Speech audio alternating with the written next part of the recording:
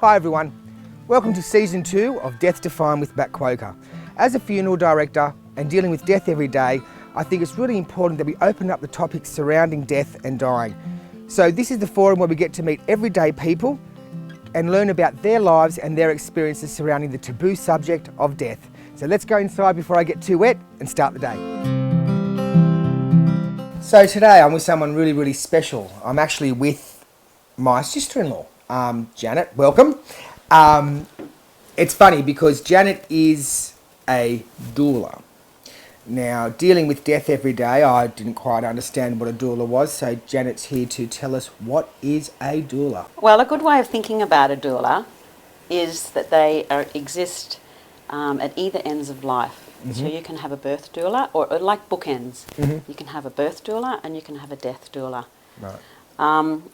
They are a growing body of trained professionals who provide support, guidance and companionship to people generally faced with a sudden diagnosis of a life-limiting illness, or somewhere in that period of time where life is no longer certain, where death becomes more certain. And because we live in a death-denying culture somewhat, we want to become a force to be reckoned with and empower people to have the knowledge to make choices for themselves at end of life. So, Janet, where does the word doula actually come from? Well, actually, it's an ancient Greek word, and it's almost impossible to spell, say, or remember, so I have a little prop. Oh, of course you do. Doula, okay. So, D-O-U-L-A. A friend last night I said something about being a doula, and she went, a doula? And I went, and then she went, a doer? Yeah. And I went, no, it's a doula. But actually, a doer was quite good, because we do a lot, helping people understand their life-limiting situation, planning for end of life, which includes all the paperwork and all that legal bump that most people find tedious. So like you walk with them, so to speak. You're by their side for very much so. Okay. And so this is a good thing too for you, because you're the double whammy as well, because you're a doula and also a nurse. So well, true, and I know, and that's what I think is. That's why I feel really drawn to the space. I mean, I've been a registered nurse for many years, but I'm also a palliative care nurse. So I now work in a palliative care unit, and what's really, really interesting is to experience the strain and stress on the medical system that we currently face. Yes, 100%. With massive staff shortages, and everyone always says hospitals are short-staffed, and it's the same in a palliative care unit. And by the time you've provided all the nursing care required, there's no time for conversation. Exactly. And I think for me, the thing about being a doula is that you get to have these sweet conversations with people. Connection. Often connection.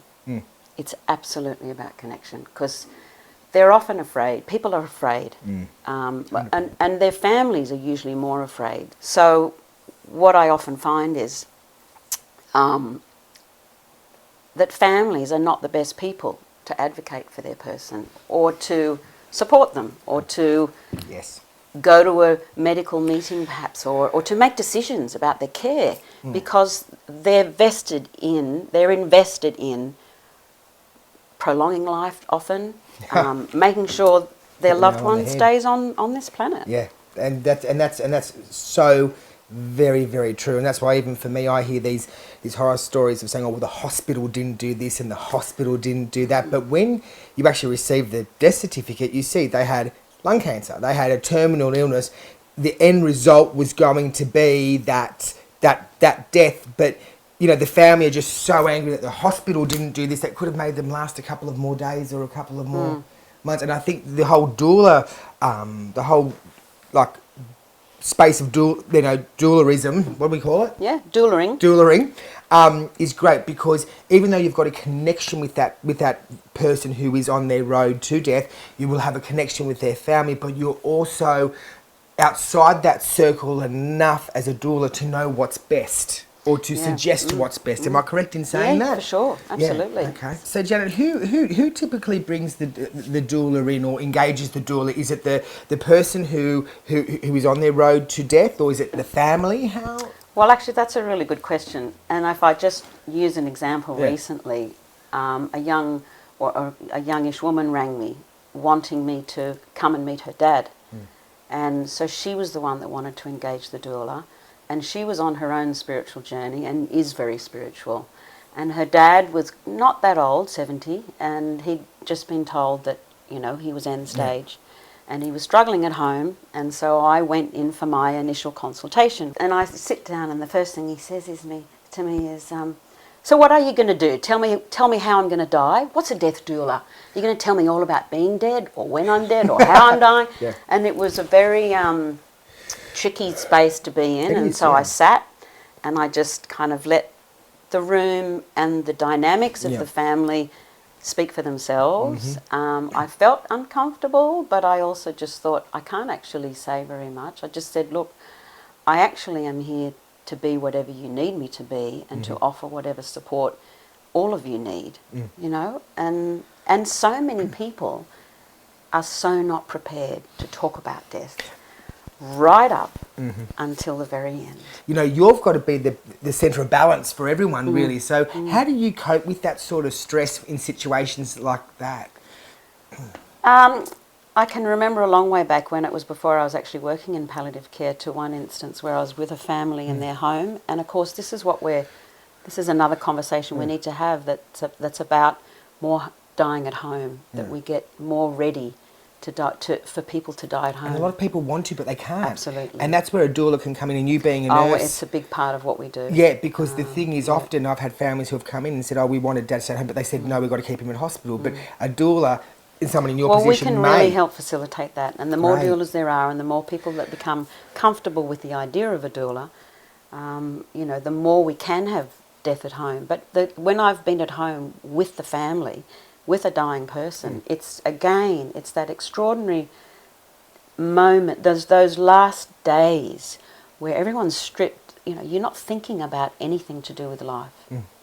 There's no more planning. It's all about, when is it going to happen, and how is it going to happen? That's so true. And everyone's waiting and watching, and then they settle into the space. Yes. And they can become a bit more nurturing of their person, because having someone that's actually physically dying in your lounge room is tricky and can be confronting. But I quite enjoy being in that mix. I like to sit back and see how people go and interact and react, and also I quite like offering just words of encouragement and comfort. I mean, a big thing about doula, you have to be compassionate. You have to have this driving need to want people to be better prepared for death. Can you walk me through sort of like a typical day of a doula? Sure. Well, I guess what you have to do first is you're meeting your potential person, client, patient, whatever, and you decide then what it is that they need. So it's not what I think they need, it's what they need. Wow. Okay. So that then dictates what you're going to do. And there's all the phases, isn't there? There's the legal bump, the bureaucracy, the stuff that you've got to do and plan and prepare, the advanced care directives, the enduring power of attorney, all those things that must be done and set in place. So You can assist with that, yeah? I can assist with that. Wow. And we can provide resources for people to fill all these documents out themselves. We don't have to do it for them, but we can provide all the resources. Then there's all the, okay, does this mean you're going to be in hospital? So, or would you, I mean, the next question is, do you want to die at home or do you want to die in hospital? So then that's a big question. Huge, yeah. And that needs lots of teasing out and working with family and working with the medical team. So a doula very much is a facilitator between the two, the medical system and the family and the person. That's fantastic. So that's a really big one. Huge, where do you want to die? Huge, yeah. Then, of course, it's how do you want to die? Obviously, everybody wants to die pain-free and comfortable. Yeah. So when does palliative care come in? And with this family, for instance, where he didn't want me as a doula, and she did. What I did see immediately was that they needed palliative care. They needed the community team to come in and assess him because he couldn't even get out of bed. Right. And he wasn't in the system. So then there's the system, the healthcare system. Have you got an aged care package if you want to keep living at home? Are you under NDIS? You know, all this stuff that's very difficult for lots of people to navigate. I'm part of navigating that too. See, I didn't even realise that. That's fantastic. Yeah. And then if they're in a hospital environment, then it comes down to, is family available or not? If family have children or jobs or whatever it is, and they can't go and visit their person every day of the week, but they would wish to or they'd want to, I can do that for them. So I can go and then sit by the bedside. And then, as I said, there's this unique relationship that's free of the histories of relationships in families. And so there's this lovely... companionship, sort of new relationship. It's a new relationship. Yeah. So that person then gets to talk about things that perhaps are private. Yes. And perhaps are hidden and perhaps are secretive. But they need to get it off their chest. Wow. So we do a lot of that where you have that, this won't go past the door. You know, this is all stuff that, you know, I just need to talk about it. We're going to have to do a bloody part 2 of all this, Janet. It's amazing what you do. Interesting. It well, is. And then there's when death occurs, and in the medical system, that's kind of where their job finishes, and you would come in and take over. But there's a big gap there too.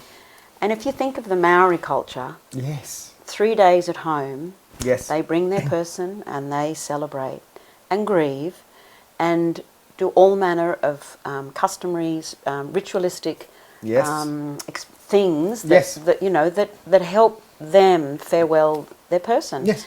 And I think, wouldn't it be amazing if we could get to this point where, you know, in our culture, people don't just die, go to the fridge, and then go to the funeral home. And we can have more of this family celebration. And what I hope for the future is that so much of this work that we do as doulas, getting people dead set, death ready, death literate, becomes under Medicare. There should be a toolkit for death planning. I agree. So all of that needs to be available for everybody without any cost attached. You know, like we're a growing body of people. And that's why it's a momentum. Well, that's why people like you and me need to stick together and start becoming advocates for people who are doulas, because in my opinion, someone like I know that if I was on that death journey, and knowing you personally, you know, I would be honoured to have someone like you, because I know you as a person and I know what you do and I know your ethics, your morals, your standards. I've known you for many years. You know, you're the perfect person to support someone on this journey, and that's why I've had you on here, because people need to understand that it does take a special person to be a funeral director. It does take a special person especially to be a doula, because to me, I don't know if I could actually do what you do, because for me, I think maybe, you know, I don't know how I would cope seeing someone in pain, whereas you with your nursing background, you have to slow down and be comfortable in the space. You want to get things done. Yes. Yeah, I know, that's me. 100%. Sister-in-law Janet, do you have any questions to ask me? Look, I think it's great that we're having this conversation, because I think, and I've thought for a long time, you know, you're part of the traditional way of managing death and providing a service, a funeral service. Yes. I'm part of this new movement where we want people to become more holistic, become more able to make their own choices, have options, have cheaper options. So there has to be a way where we overlap, because otherwise... Well, that's what Death Defined's all about. Absolutely. Death Defined is about doing things differently. So I think that it's really important that we continue this conversation, we build on this momentum, and I think we're going to have you in season 3 for more information on what a doula is and how amazing you are as a person. So thank you for being here, Janet. Oh, you're welcome. That's been great. We know that a third of people that we studied don't like to talk about death because it saddens or depresses them. Now, sitting with Janet here just now, it blows my mind to think that this whole doula is something that I personally would like to engage when my time's near to assist my family through. I think that, you know, being a doula and the funeral director can and need to work together moving forward, because it's integral that not only the person who's passed away, but funerals are for those left behind, and people that survive someone they love need that support, and someone like Janet or a doula is a perfect place to start, because you already have that relationship.